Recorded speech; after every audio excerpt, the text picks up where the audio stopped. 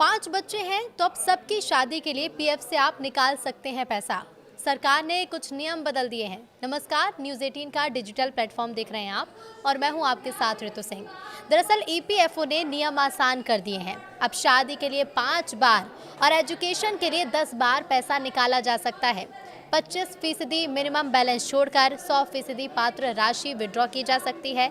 EPFO से अब आप 100% पात्र रकम निकाल पाएंगे। सरकार ने ईपीएफओ से जुड़े नियमों को आसान करते हुए सोमवार को इसकी जानकारी दी। ईपीएफओ संबंधी जिन नियमों में बदलाव किया गया उसमें आंशिक निकासी का नियम भी शामिल है। पहले शादी के लिए आप केवल 3 बार ही अकाउंट से पैसे निकाल पाते थे, लेकिन अब इस लिमिट को बढ़ा दिया गया है। अब आप ईपीएफओ से बच्चों की शादी के लिए 5 बार राशि निकाल सकते हैं। यानी अगर आपके 5 बच्चे हैं तो सभी की शादी के लिए ईपीएफओ से पैसा निकाल पाएंगे। लेकिन याद रहे कि ये केवल 100% पात्र राशि ही होगी। इसे आप उदाहरण से समझिए। मान लीजिए कि आपके पीएफ अकाउंट में 1 लाख रुपए है।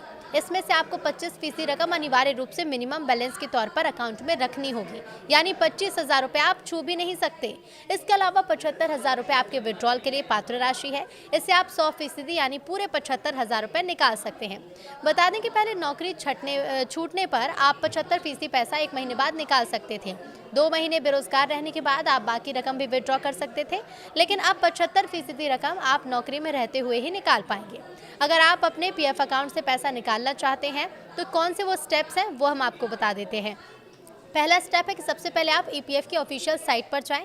स्टेप 2 ये है कि अपने यूएएन यानी कि यूनिवर्सल अकाउंट नंबर, पासवर्ड और कैप्चा से लॉगिन करें।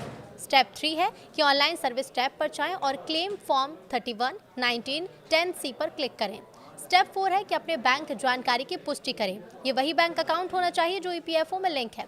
स्टेप 5 है प्रोसीड फॉर ऑनलाइन क्लेम पर क्लिक करें। स्टेप 6 है ड्रॉप डाउन से पीएफ एडवांस फॉर्म 3(1) चुनें और अपनी निकासी का कारण और उसकी राशि भरें, यानी कि कितना अमाउंट आप निकालना चाहते हैं। अगला स्टेप है कि आप आवेदन सबमिट करें और अगर आपका आधार, बैंक और पैन विवरण सही तरीके से वेरीफाइड है तो क्लेम आमतौर पर कुछ ही दिनों में बैंक खाते में ट्रांसफर हो जाता है। पहले आप एजुकेशन के लिए भी केवल 3 ही बार पीएफ अकाउंट से पैसा निकाल सकते थे, लेकिन अब इस लिमिट को बढ़ाकर भी 10 बार कर दिया गया है। यानी कि आप एजुकेशन के लिए 10 बार पैसे निकाल सकते हैं। इसके अलावा मिनिमम सर्विस लिमिट को घटाकर 12 महीने कर दिया गया। पहले अलग अलग काम के लिए इसकी समय सीमा अलग थी। मसलन नौकरी करते हुए अगर आप घर बनाने के लिए पीएफ से पैसा निकालना चाहते तो आपको कम से कम 5 साल निरंतर यानी कि लगातार सेवा की जरूरत होती थी। तो ये नए नियम जो आए हैं, इन नियमों को लेकर आपकी क्या राय है, हमें कमेंट करके ज़रूर बताइए।